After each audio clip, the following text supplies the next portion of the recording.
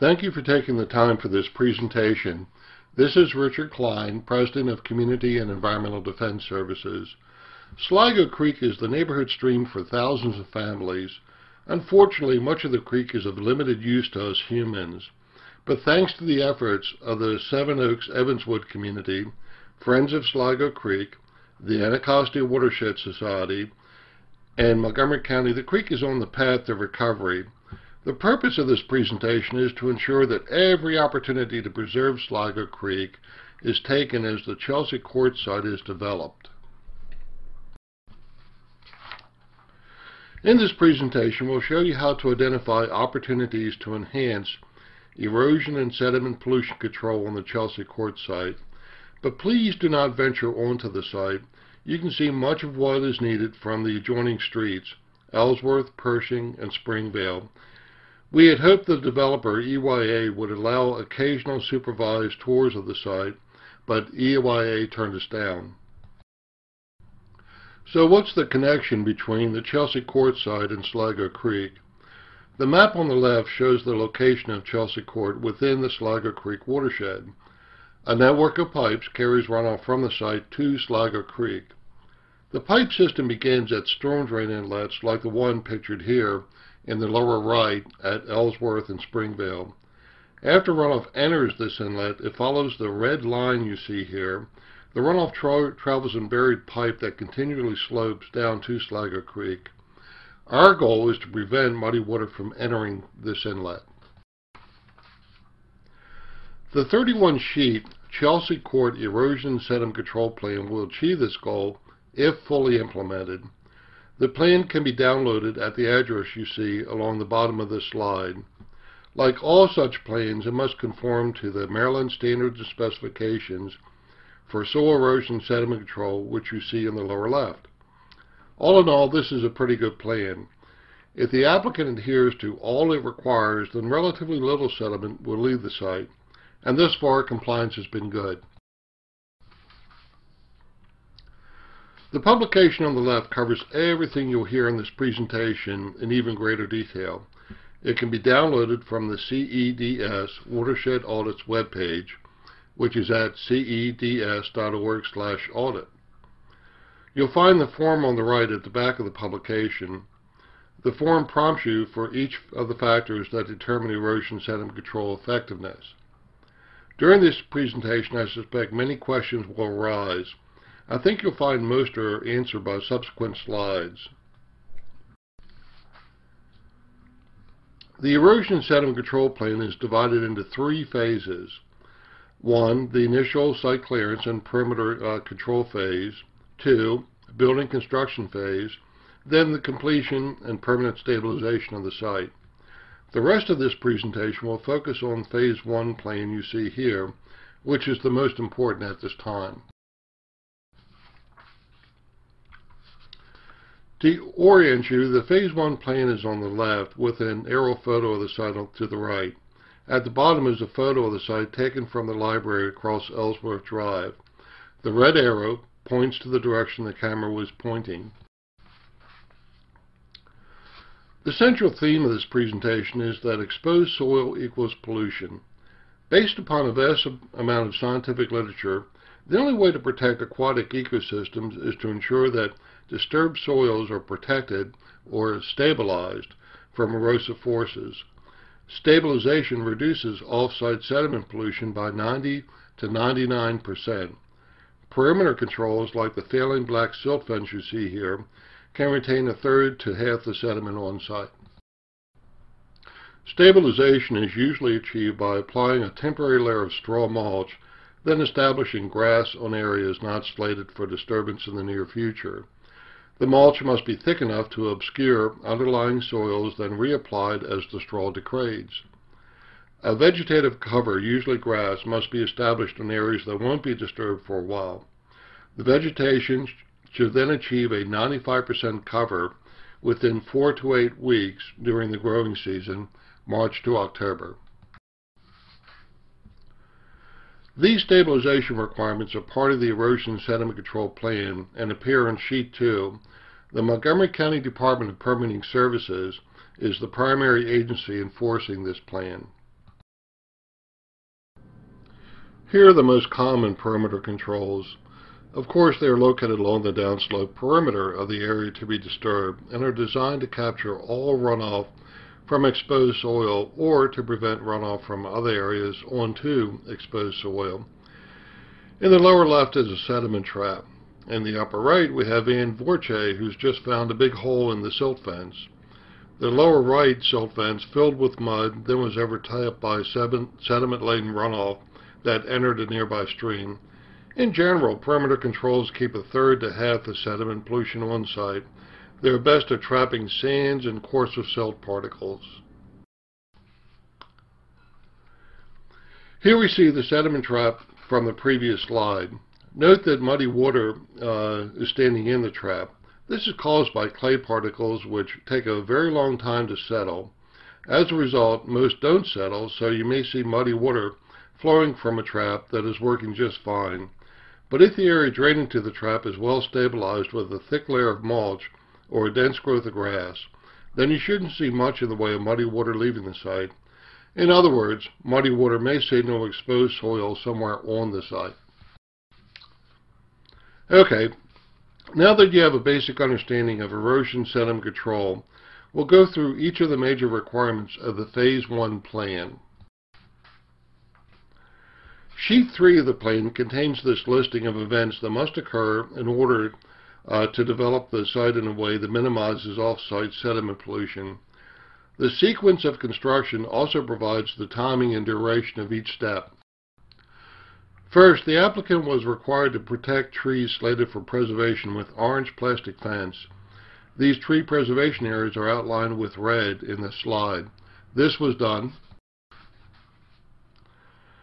Next, silt fence was to be installed along the perimeter of the site wherever sediment-laden runoff might exit as construction progresses. This was also done though portions of the fence were not keyed into the earth to the 8-inch depth called for in the sheet in the lower right.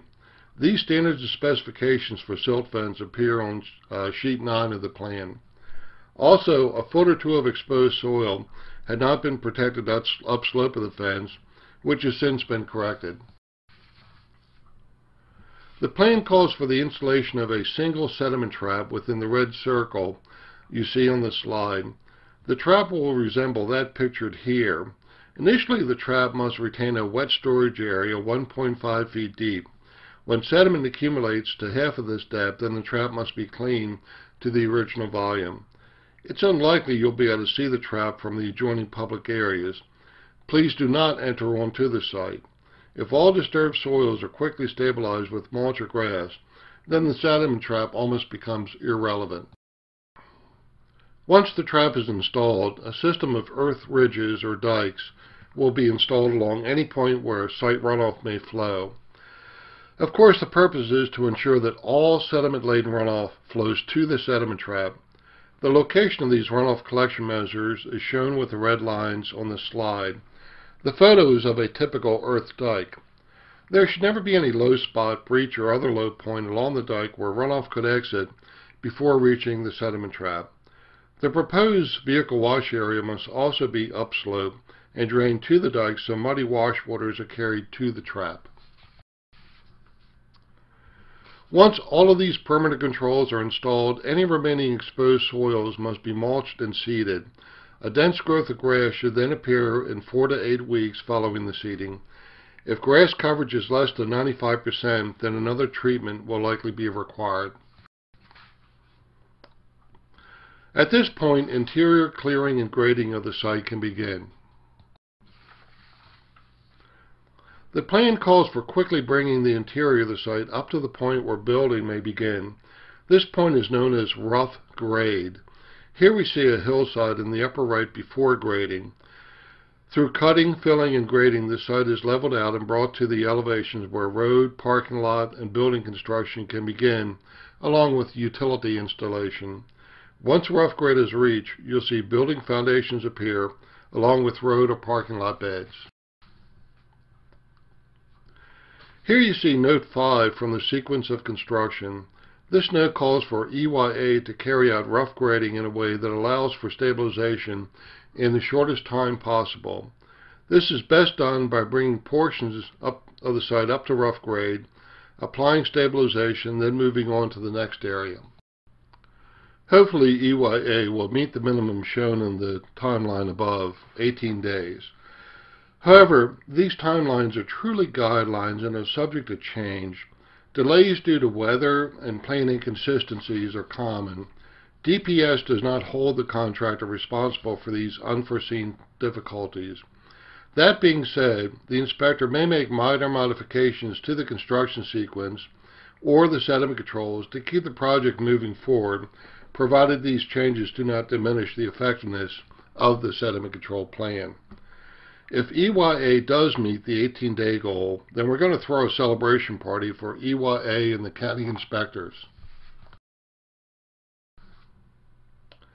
Road and parking lot beds should be stabilized with a layer of stone, not straw mulch. Once rough grade is reached, contractors will usually begin road and parking lot construction first. Both the road and parking lot beds should be quickly protected with a layer of stone. The stone layer must be thick enough to obscure underlying soils from view. In many residential projects like Chelsea Court, the streets will usually be completed with asphalt shortly after construction activity begins. This allows prospective home buyers to see their lot. Stabilization measures must be applied in ways that fully protect soils from erosive forces. For areas outside of roadbeds, parking lots, and building foundations, stabilization takes the form of mulch and seeding. When the ground is frozen, it may be prudent to just apply mulch, but seed must be applied as soon as the ground thaws. The reason for seed is that mulch is temporary, and a dense growth of grass is far more effective in preventing erosion. Mulch can be straw or a wood fiber material. Both must be protected from wind with mechanical tacking, a binding chemical, netting, etc. Mulch must be applied at a rate of about 2 tons per acre. At this rate, mulch will form a 1 to 2 inch layer sufficiently thick that you can see the underlying soil. Like mulch, grass must form a growth sufficiently thick so underlying soils cannot be seen. Usually it takes several seedings to achieve this goal. This is why you'll see grass of several different heights on a well-stabilized construction site. Here you see examples of inadequate mulch and vegetative cover. You can see the soil at numerous points. The degree of stabilization is far short of that required to minimize erosion and to protect aquatic resources. Partial stabilization as poor as this would necessitate additional treatment.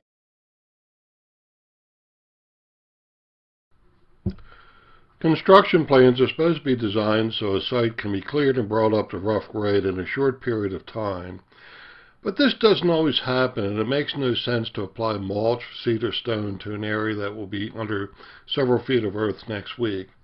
But if bulldozers, excavators, and other heavy equipment are present, then grading may be ongoing. Keep in mind, though, that it's possible earth moving is idle and will be so for weeks to come. For example, the red arrows point to an orange excavator which is in the same place 6 weeks after the October photo was taken here. It seems unlikely that earth moving is ongoing if the excavator hasn't moved. Also, if you see occasional plants across an expanse of exposed soil, then the area was probably been sitting idle for the weeks it's taken for the plants to grow. So in summary, if building foundations are present, then all the surrounding exposed soil should be stabilized. If it's been more than 7 days since earth-moving equipment has moved across an area, then the entire area has to be stabilized. That's as simple as erosion. Here you see that mud has been tracked onto this road. The Phase 1 plan calls for 2 measures to prevent this from happening. In the lower right photo, you see a stabilized construction entrance made of 2-inch stone and a grating known as a wash rack where mud can be hosed from tires. If you see mud appearing on Ellsworth, let us know. Wet mud on the street can be just as hazardous as ice. While you certainly have the right to report problems to the county or the developer, we suggest instead alerting me or Ian first. We'll arrange to quickly visit the site. Once we verify that a problem exists, we'll notify both the county and the developer. Why did we ask you to go through us? Well, it's pretty simple. It makes no sense to have overworked county inspectors receiving 1 or 2 dozen calls from folks, all calling about the same problem. Just simply a waste of inspection and enforcement resources. Of course, we'll report back to you on the response we get from the county or the developer. If you come across a problem on another construction site, or you find pollution elsewhere in the Sligo Creek watershed, please email or report to the Water Watchdogs. And you may want to look at the YouTube presentation shown at the bottom of the screen. It'll explain what to look for to identify those other pollution sources. In closing, we'd like to thank Ms. Ann Vorche for her very generous grant which made this presentation possible. We'd also like to thank the Anacostia Watershed Society for their invaluable assistance. Thank you for taking the time to view this presentation.